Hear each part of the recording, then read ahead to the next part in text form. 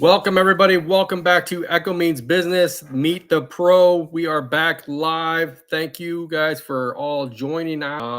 Today we have Brian Linson from somewhere in Washington. Is that correct, Brian? Yes, sir. We're about 90 miles north of Seattle on Whidbey Island. It's about halfway between Seattle and the Canadian border. Well, thank you for joining us. Yeah, glad to be here. So tell me a little bit about your company and all about you. I'd like to know a lot about you. I think everybody else out there would love to know about you too. Oh, well, I guess I'll start off. My company is BL Landscapes. I have 5 to 6 guys that work with me full time. We do just about everything landscape related. We do, ponds, irrigation systems, renovations, new landscape lighting.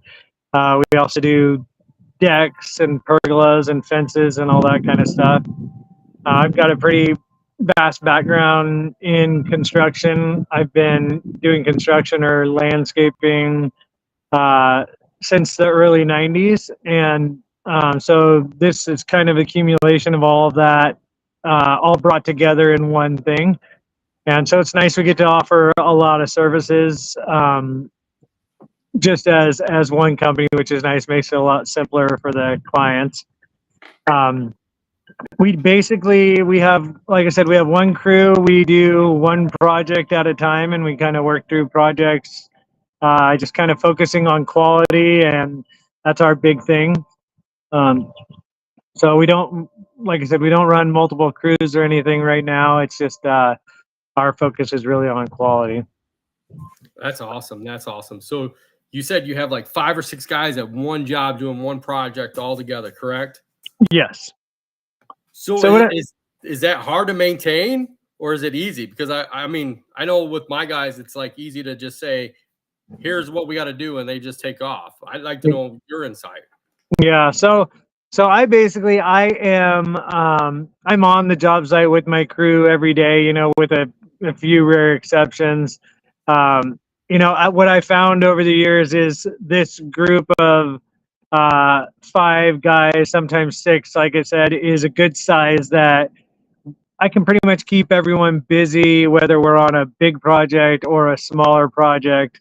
And we do projects of all sizes. So, I think that's one of the challenging aspects of being the business owner is just making sure that everyone is productive and everyone has something to do. I'm constantly, whatever I'm doing on the job site, I'm also thinking about everybody else and everything else that needs to get done and the order that it happens so that you can, like I said, you don't have guys standing around for no reason.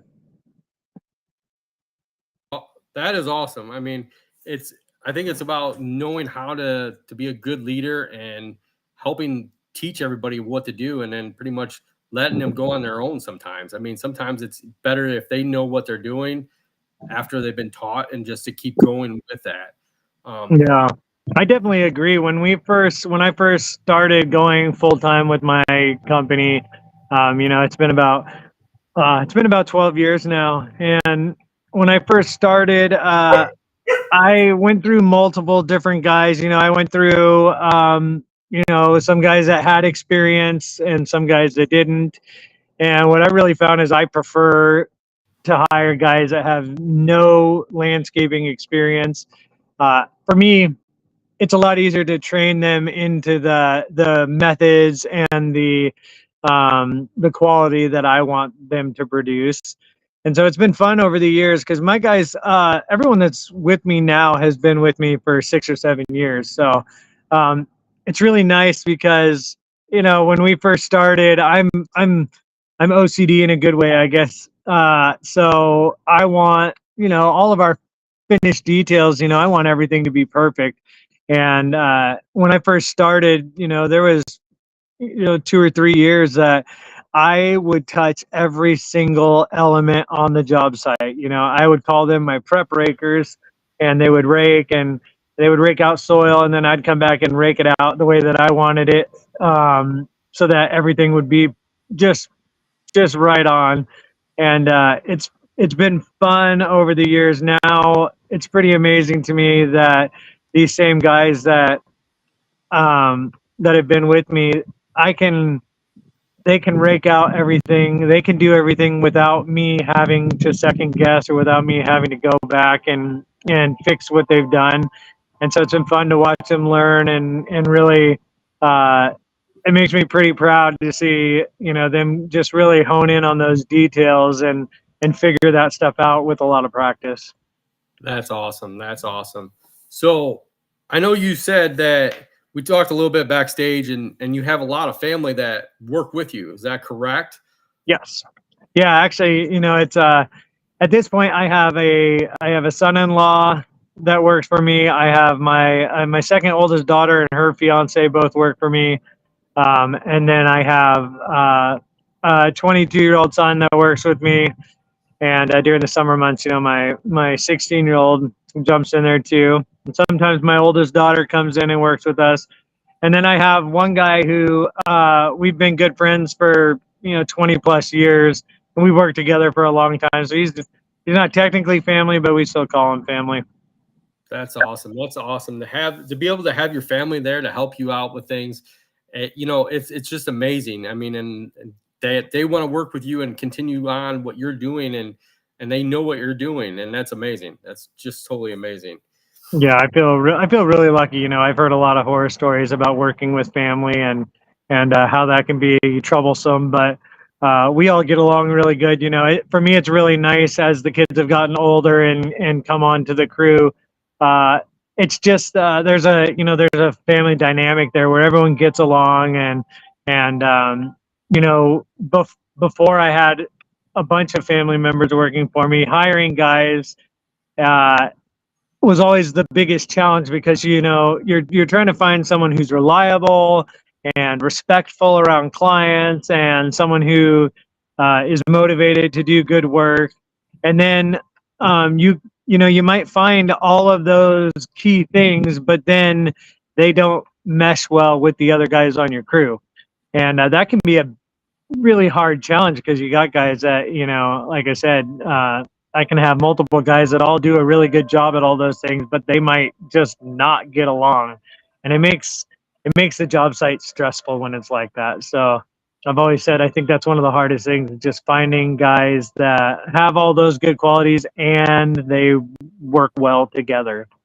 That's true. That's very true. Great point. I mean, you want people that are going to work well together and be able to, you know, intertwine with everybody and you know, make it kind of like almost like a family atmosphere is what I look at when I you know, hire people. Is we want people to kind of be able to treat each other like family, and you know we're all in here together, you know, when you work together. So that you know, helps out in the long run.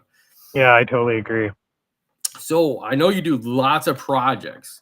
I'm very interested on you. I see one of your pictures before about some of your edging, and you had told me that you do welded steel edging. So I'd like to know a little bit more about how you do it, and you know, why you decided to do welded steel edging when you do edging. So, I mean, originally it got started, you know, probably 20 years ago. I was at a commercial garden, and you know, I noticed that they had, instead of, you know, bender board or composite borders or rock borders or whatever, they had you know, this thin steel edging, and I really liked it because the curves and everything were really nice. It would do straight lines nice. There's no seams or joints in it, and as it rusts, you know, it gets a nice patina on it that actually it blends in really well with your soils and your plantings in the garden. And so um, admittedly, I was a little hesitant on how I would integrate that into my business. You know, with anything like that, you're trying to find your suppliers for your materials and the right equipment for the job, and then on top of all that, learning how to weld. I think that was probably the most daunting thing. Um, but I was lucky enough. I actually went to Hawaii and worked for a long time with a really great welder, and I got a chance to do a bunch of aluminum fabrication and stuff like that with him, and although, I'm no structural welder or anything like that, but, um, he was able to kind of show me the tricks and everything. And really, for anyone out there who's looking to do it, welding the 1/8 inch steel is actually a lot easier than it seems, so yeah, so we use 1/8 inch thick steel, and it's usually 4 or 5 inches high. We usually set it so that it's at the grass level. And what we do is we buy all our steel from a welding manufacturer, and from a steel manufacturer, the big steel yard, and we buy it in 20-foot lengths. And then so we weld it all together on site with a little Lincoln welder. We found over time that we had to have a generator to run that because it'll pop circuits on the house. But other than that, we drag our little welder around. We have a little garden cart that we put it in, and we just follow it around and we weld our joints together. And then we use 12-inch steel spikes that we drive in the ground, and we weld those directly to the border. So, the ending product is really, really durable. I've got borders that have been in the ground for 20 years, so it's great. That's amazing. That's amazing. I mean, what I've seen before, it's amazing to check out. You guys got to check out some of his stuff. He does really great work, especially for where he's at. And I think, what is one of the biggest things that you find hard being where you're at in Washington on the island? Is it hard to get materials for jobs, or is it hard to get equipment? What is one of the hardest things to get for your business out there? So that's definitely a challenge for us. So we do live on island. I mean, we're not far away from what we call the real world, but for us, it's not uncommon at all to drive an hour to a job site, which can be a little long for other companies. But our island is long and skinny, so it's spread out a long ways. And our working area encompasses we're about a 70 to 80 mile radius from our home base. And so, with that being said, we do have, we're not totally isolated. We have normal things like we have Home Depot, and we have a rental equipment place where we can rent machinery if we need to, and tools and stuff like that. But as far as materials, there's no suppliers for hardscape stuff on the island. Our local nursery is great. They try to carry as much stuff as they can that we need. But for pavers, for retaining wall blocks, for our steel borders, for landscape lighting, for any of that, we have to drive at least an hour to get it. Or we pay pretty hefty delivery fees. If it's something that we can't haul in a couple trucks and trailers, then we'll have it delivered. But typically, we're looking at a $300 to $500 delivery cost. So that adds up quick. So a lot of planning involved.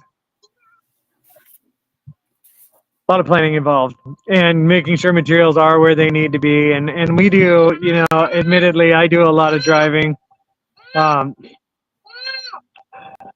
Yeah. I do a lot of driving. Oh yeah. I mean, you probably do a lot of driving back and forth, trying to make sure and get everything set up for jobs, and you got a great group of people to be able to handle the jobs while you're doing that. And that's one of the great things of having the right people. Definitely helps a lot, being able to get my guys started on jobs, which happens a lot, where I get them started and then I have to go get materials to keep us going. That's a pretty common thing. It's really nice to have guys that I can rely on to be there. So yeah, like I said, I think materials, we're really lucky. We have like the highest quality topsoil supplier. They make all their soils right here. They make all their mulches and everything. And it's really great stuff, really healthy. So we're really lucky in that aspect that we have that here. That helps a lot, just for the success of all of our stuff. They also carry, our big rocks and stuff like that. So that's great. They're great for that, and they have an amazing selections of plantings too. So that helps a lot for that end of stuff.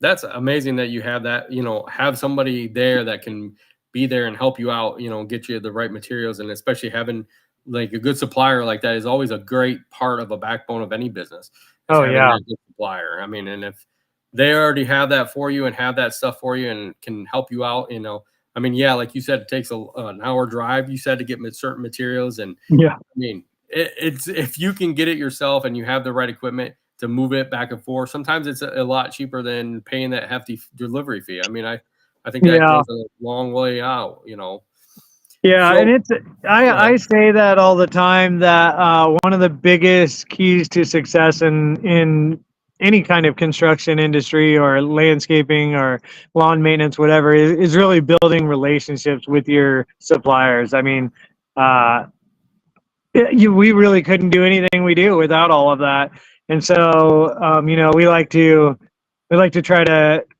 like I said, just build really great relationships over time with all of our suppliers, because that's like I said, that gets you it gets you in the know on things, and that way they're always there to help us, and we try to return that favor.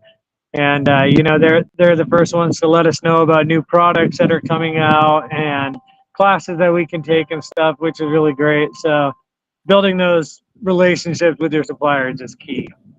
Oh yeah, oh yeah. So J&J Property Pros have a question for you. How many projects do you take on at a time? So, there's a couple answers to that question. So typically we're trying to just do one project at a time. Okay. If we have material delays and stuff like that, then we might jump back and forth. It's a little hard because we're not a huge company, so we don't have multiple pieces of machinery and stuff. So really, if we're jumping back and forth, I have to think about that carefully so that I'm not moving machinery back and forth all the time.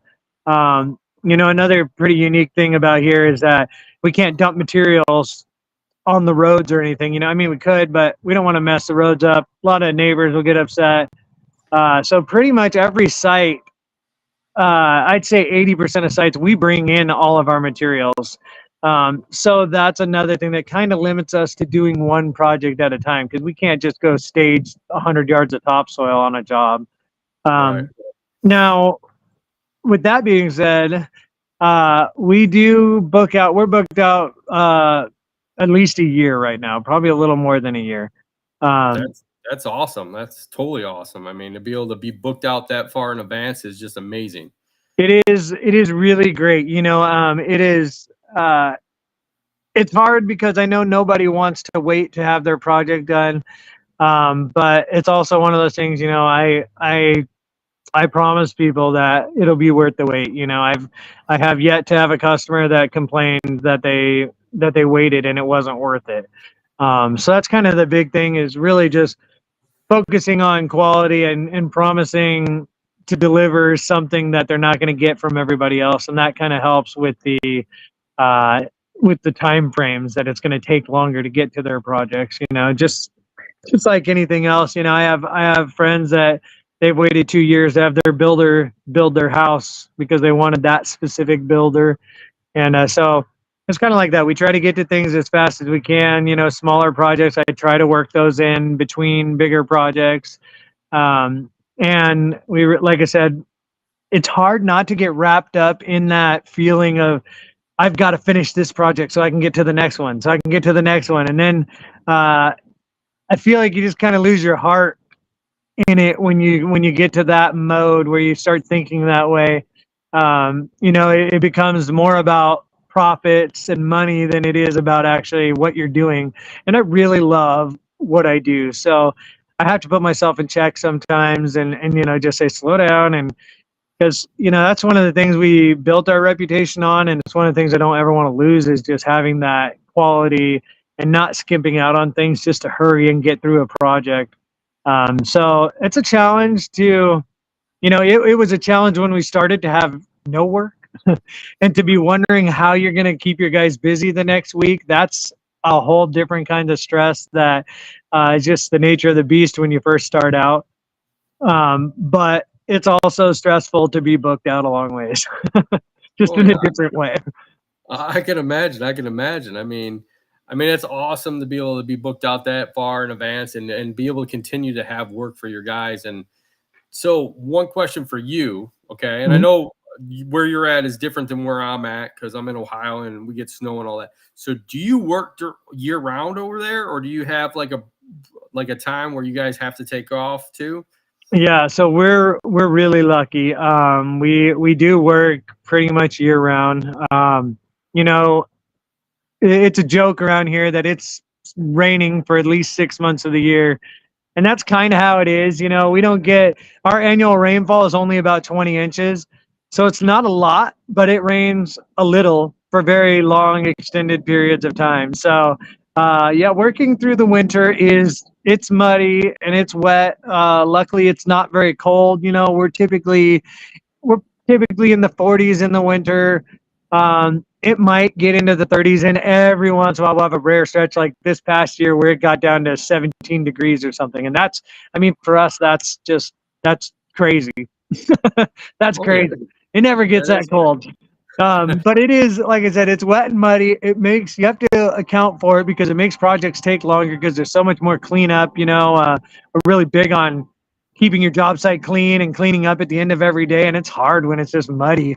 So it's a lot of extra work, but it's better than not working. And there are guys here who do snow plowing and stuff, but it is typically a week or two of the year that they get to do that. And for us, it's just I haven't seen the return on investment to buy all that stuff is not like I said, for a couple of months, for a couple of weeks of the year at the most. There's enough guys doing it already that for us, we what we typically do is we normally just don't have an extended paid vacation. And then what normally happens is right around Christmas, the weather gets bad enough that we'll just take a week off. And that's typically how it is. We don't have a planned week off, but the weather normally always gets bad enough that there's usually a week that we take off. And that's just because of freezing temperatures. It's hard being Right. a landscaper. You can't really dig in the ground when the ground's frozen. So, I've blown snow off job sites. It's fine. We can work through that. But freezing, that puts a halt to things. Oh yeah, definitely, definitely. So I got one more question before we get going here. Sure. Mark Thomas has a question for you. He says, "How do you find your customers, or how do the customers find you? Word of mouth, or do you do advertising?" So when I first started, I put everything I had into getting my name out there as much as possible. I obviously when I started with nothing. So uh, I had an old Ford truck, a wheelbarrow, some shovels, that kind of stuff, and a lot of knowledge and experience. But um, so when we first started, I didn't have an advertising budget. That wasn't a thing. Right. Paying for a $4,000 plus website wasn't a thing. Um, so I did everything I could. I had business cards made. I put them at all my suppliers. Um, but I think single-handedly the biggest thing that we have done is is documenting our work. I mean, every single project, no matter how small or how big it is, taking before photos, taking after photos. Um, when I first started, I carried around photo albums filled with these photos. And when I go look at a job, I'd bring them all with me, and it was crazy. I'd take hundreds of pictures to get 5 or 6 that I liked. And now it's a different world. As soon as the first thing we did was really get a Facebook business account going. For any of us that are in this visual line of work, that is key. I can get on there for free every single day and reach thousands and thousands of people. And so that was our big thing. Consistently posting photographs of what we were doing, whether we thought it was a big deal or not. I mean, it's funny. Sometimes the smallest things will get the biggest reactions. Even now, I'll put weeks worth of work into a project and it, might only get 50 likes. And then I will do a a 4-hour job and it'll get 500 likes. So the key to getting our name out there, really in the beginning, we really relied on Facebook, Instagram. I haven't had a lot of work come from Instagram, but Facebook, we get probably 70% of our work from Facebook. Because it's, like I said, it's really easy to reach a lot of people. They can go on there and they can look at hundreds of projects that we've done. And so that's really good. Just really brand recognition, getting your name out there, keeping your quality up. I mean, that's everything. Tons of work from word of mouth. And now, you know, we did have someone build us a web page, you know, it's probably been 6 or 7 years ago now. We get work from the web page too, but it has a lot of links to our Facebook and Instagram, so that helps. But like I said, I think it's really just promoting yourself. I mean, putting it out there everywhere you can. You know, you don't want to be you don't want to be a Mary Kay salesman and drown all your friends in your advertising, but you know, you do want to let your friends know that you do this stuff. Most of the time you won't get work from your friends, but they will say your name when someone else asks about it, you know? So really just get yourself out there everywhere you can, whether it's whether you print a flyer, and then so getting yourself out there and then just keep up your quality. Like I said, the biggest thing that will sell jobs and will get you to your next customer is having great quality no matter what you do. You know, take pride in it, have great quality, because that will always translate into more work. The people you work for will see your great quality, they will recommend you to their friends, and it just goes on and on from there. So I think that would be what I would say is our biggest successes in getting our name out there and getting new clients. Yeah, that is amazing. I mean, that's the best way to do it, is just to, like you said, document everything. You know, take as many pictures as you can, put them out there.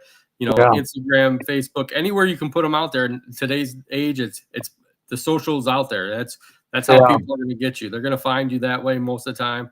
Word of mouth is always a great thing, and that's how we get a lot of our business, is word of mouth. And you know, they can see that, they can see your work, and when they see your work, that's how you get, you know, the good quality, you know, recommended to, you know, work back at you. So it's a great thing. So I want to thank you, Brian, for being on. No, thanks for having me.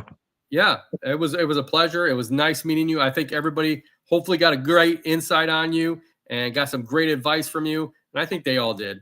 I really do. Thank you guys for all watching. And, you know, go to echomeansbusiness.com. There's a lot of good information there too that you can hear from Brian or some other pros that we have out there. Also, we will be back again in 2 weeks on July 16th. Our great host, Don from Stedda Lawn, will be on, and he's going to have a good couple people on it, and it's going to be the skills or equipment that helped you make extra cash. That's going to be a really great topic. I can't wait for that one also. And then also again on August 6th, I will be back again with the J&J Property Pros, and we're going to have another Meet the Pro, and it's going to be awesome too. So, Brian, I want to thank you. Is there anything you want to give out to piece of information to one person out there to help them start their business when we have 2 minutes left?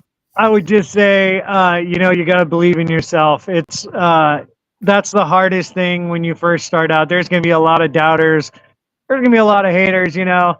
One thing that always sticks in my mind is that successful people don't ever talk bad about the people that are less successful than them. You know, I mean, and really just that, to me, that just boils down to, you know, don't listen to the haters, because those are typically the guys who are competing with you or not happy to see you succeeding. You just got to believe in yourself. Get out there. There's going to be rough days. You're going to make mistakes.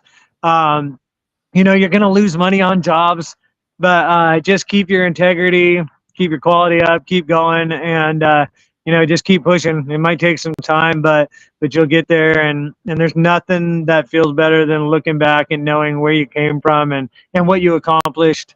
And then, you know, other than that, try to surround yourself with successful, knowledgeable people. That helps a lot. You have some people that you can ask questions to.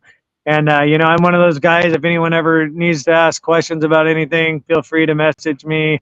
You know, I think we definitely can all benefit from sharing our knowledge and helping other people get to where they need to be without going through the same struggles that we all did. Oh, definitely, definitely. Great advice. Great advice, Brian. Thank you so much, man, for being on. It was definitely a pleasure to have you on. And remember, guys, come back in 2 weeks. There's going to be a great topic, and I'll be back again in August, and we're going to have some more, you know, meet the pros. And Brian, such great advice today. Thank you so much for being on, man. Thanks you guys for having me. Thanks to everybody that was here. That's watching us on Instagram, watching us on YouTube, wherever you're watching us. Thanks for watching us.